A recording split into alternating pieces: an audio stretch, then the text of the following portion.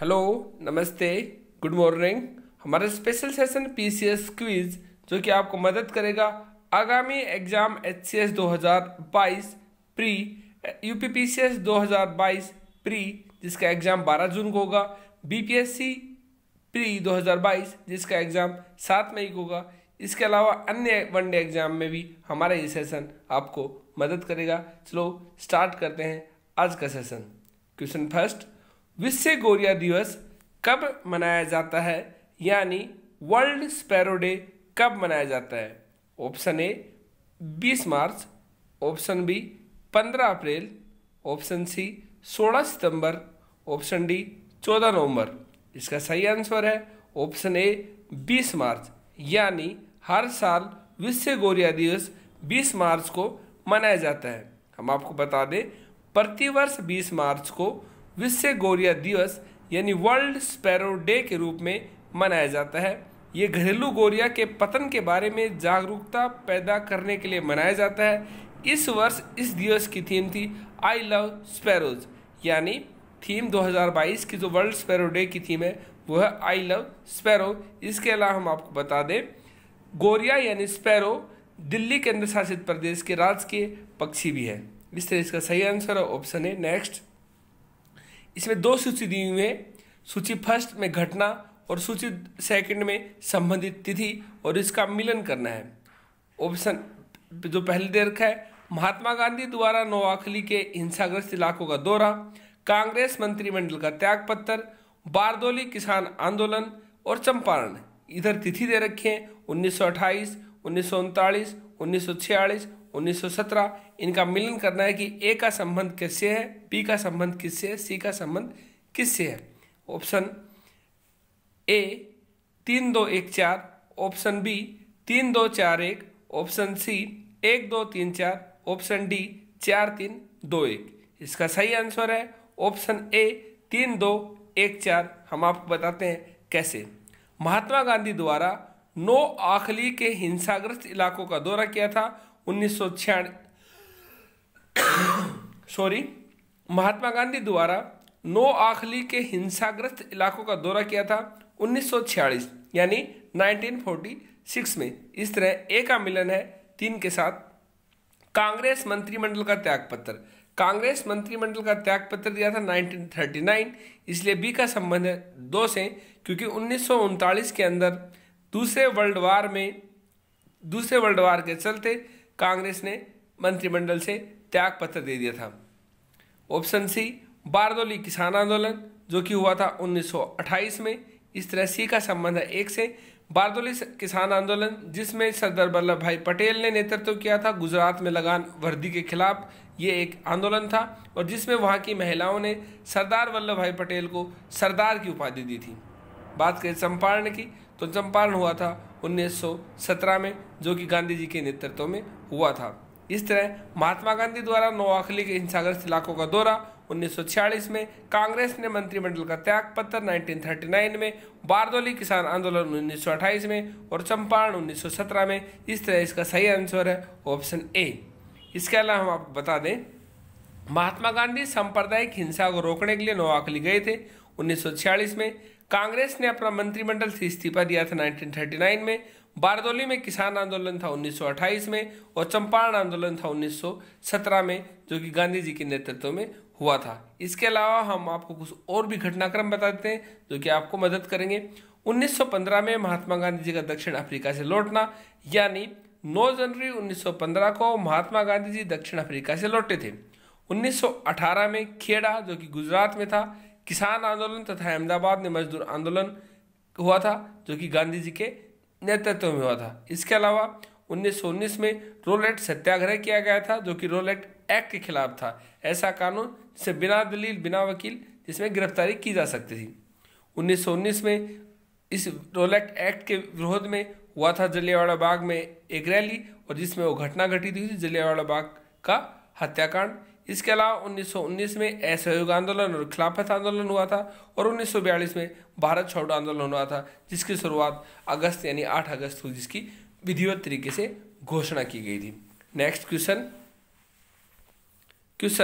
निम्नलिखित में से एक जड़ नहीं है, यानी इनमें से एक जड़ नहीं है। ऑप्शन ए गाजर, ऑप्शन बी मूली, ऑप्शन सी आलू, ऑप्शन डी सलगम। हम आपको बता दें इसका सही आंसर है ऑप्शन सी आलू, यानी आलू एक तना है यानी स्टेम है, जबकि गाजर, मूली, सलगम, शकरकंद और टेपियोडा जड़ें हैं, इनमें हम खाने का प्रयोग करते हैं। इसलिए इसका सही आंसर है ऑप्शन सी आलू जड़ नहीं है। नेक्स्ट क्वेश्चन, नीचे दिए कथनों में से कौन सा कथन सत्य है? कथन फर्स्ट, उपग्रह अपने ग्रहों की परिक्रमा करते हैं, साथ ही सूर्य की भी परिक्रमा करते हैं। कथन दूसरा, पृथ्वी के उपग्रह चंद्रमा का व्यास पृथ्वी के व्यास से आधा है। कूट यानी कथन केवल एक सही है, बी ऑप्शन बी केवल दो सही है, ऑप्शन सी केवल एक और दो सही है, ऑप्शन डी न तो एक और नहीं दो। इसका सही आंसर है ऑप्शन ए, यानी केवल एक कथन सही है, दूसरा कथन गलत है। पृथ्वी के उपग्रह चंद्रमा का व्यास पृथ्वी के व्यास का आधा नहीं बल्कि 1/4 हिस्सा है। हम आपको बता दें उपग्रह को अंग्रेजी में सैटेलाइट कहते हैं, जिसका अर्थ होता है साथी या सहचर। अपने नाम को सार्थक करते हुए उपग्रह अपने ग्रहों की परिक्रमा करते हुए सूर्य के इर्द गिर्द भी चक्कर लगाते हैं। इस तरह इसका कथन एक सही है। इसके अलावा दूसरा कथन, हमारी पृथ्वी के पास केवल एक उपग्रह है, वो है चंद्रमा। इसका व्यास पृथ्वी के व्यास यानी डायमीटर का केवल 1/4 है। ये इतना बड़ा इसलिए प्रतीत होता है क्योंकि ये हमारे ग्रह से अन्य खगोलीय पिंडों की अपेक्षा हमारे नज़दीक है। इस तरह कथन दूसरा गलत है।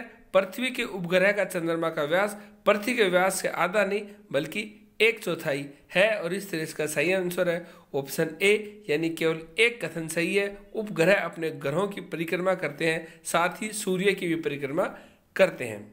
नेक्स्ट क्वेश्चन, निम्नलिखित युग्मों पर विचार कीजिए, यानी कथन एक, यंग इंडिया का गांधी जी से संबंध है। सफ्रेज मूवमेंट वोट मांगने का अधिकार से संबंधित है। इंग्लैंड में औरतों को वोट देने का अधिकार 1920 में मिला था।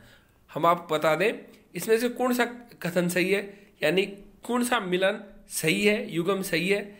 ऑप्शन ए केवल 1 और 2, ऑप्शन बी केवल 2 और 3, ऑप्शन सी केवल 1, ऑप्शन डी उपयुक्त सभी।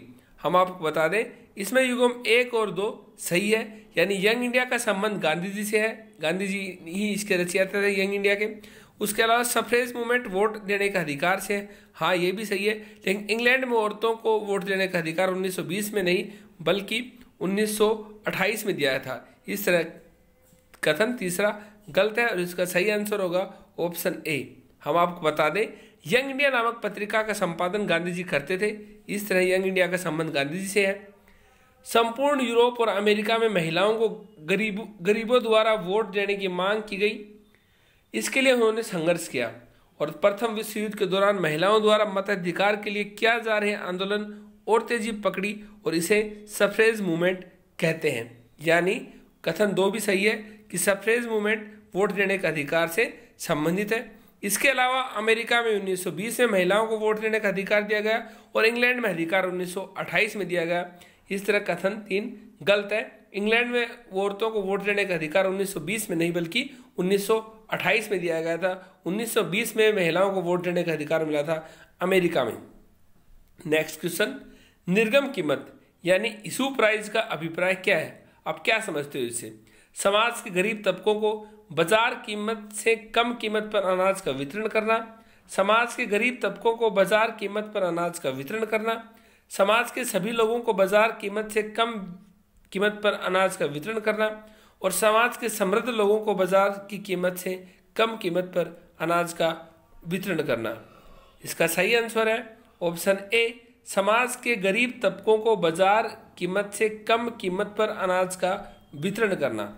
हम आपको बता दें भारत सरकार द्वारा सरकारी भारतीय खाद्य निगम यानी FCI के माध्यम से अनाज, गेहूं एवं चावल का भंडारण करती है, जिसे बफर स्टॉक भी कहा जाता है।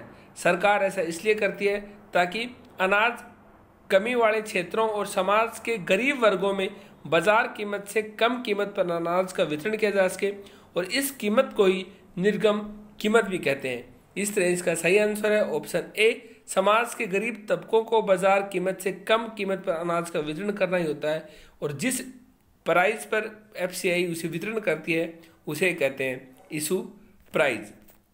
हमारे आज के पीसीएस क्विज में इतना ही। हम आपको कराते हैं कल का रिवीजन सेशन, जो कल हमने आपको क्वेश्चन करवाए थे। कल की जो हमारी पीसीएस क्विज थी उसका कल का क्वेश्चन था, निम्नलिखित में से कौन सी नदी भारतीय उपमहाद्वीप में पश्चिम की ओर प्रभावित होती है। हमने आपको बताया था ताप्ती, साबरमती, पेरियार और शरावती ये सभी नदी पश्चिम की ओर प्रभावित होती हैं, लेकिन वैगई नदी पश्चिम की नहीं बल्कि पूर्व की तरफ प्रभावित होती है और ये कर्नाटक राज्य में है। इसके अलावा हमने आपको बताया था निम्नलिखित में से कौन सी नदी ब्रह्मपुत्र की सहायक नदी है। रांगसोंगपो, दिबांग, लोहित, मानस। हमने आपको बताया था ये सभी नदियां ब्रह्मपुत्र की सहायक नदियां हैं, रांगसांगपो भी, दिबांग भी, लोहित भी और मानस भी। अगला क्वेश्चन था हमारा कि सैन्य आयोग आंदोलन पहले ऐसी राष्ट्रवादी गतिविधि थी जिसमें महिलाओं ने बढ़ चढ़ कर हिस्सा लिया था। हाँ, यह कथन सही था। कांग्रेस ने प्रथम गोलमेज सम्मेलन में भाग लिया, यह कथन गलत था। कांग्रेस ने प्रथम गोलमेज सम्मेलन में भाग नहीं लिया बल्कि कांग्रेस ने दूसरे गोलमेज सम्मेलन में भाग लिया था और दूसरे गोलमेज सम्मेलन में भी कांग्रेस की तरफ से प्रतिनिधित्व किया था महात्मा गांधी ने। हम आपको बता दें 3 गोलमेज सम्मेलन हुए थे 1930, 1931, 1932, जिसमें दूसरे गोलमेज सम्मेलन में कांग्रेस ने भाग लिया था। कथन तीसरा, 1935 के गवर्नमेंट ऑफ इंडिया एक्ट में सीमित प्रतिनिधिक शासन व्यवस्था का आश्वासन दिया गया था। हाँ, इसमें आश्वासन दिया गया था, इसी के चलते इसी एक्ट के चलते आगे चुनाव हुए थे। अगला क्वेश्चन था हमारा विजयनगर साम्राज्य से संबंधित। विजयनगर साम्राज्य इसकी स्थापना 14वीं शताब्दी में हुई थी। हाँ, इसकी स्थापना 14वीं शताब्दी में 1336 ईस्वी में 2 भाइयों ने हरिहर बुक्का ने की थी और ये दक्षिण का एक साम्राज्य था। उस वक्त उत्तर में तुगलक वंश था तो तुगलक वंश में फिरोज शाह तुगलक थे और उसी के समांतर स्थापना की थी विजयनगर साम्राज्य की। इसके अलावा ये उत्तर में कृष्णा नदी से भारतीय प्रायद्वीप के सुदूर दक्षिण तक फैला हुआ। हाँ, ये फैला हुआ था। इसकी राजधानी हम्पी थी। हाँ, इसकी राजधानी हम्पी थी। इस तरह तीनों कथन सही है। हमारे आज के सेशन में इतना ही। हमने आपको कराया पीसीएस क्विज, इसके अलावा कराया रिवीजन सेशन। Thank you.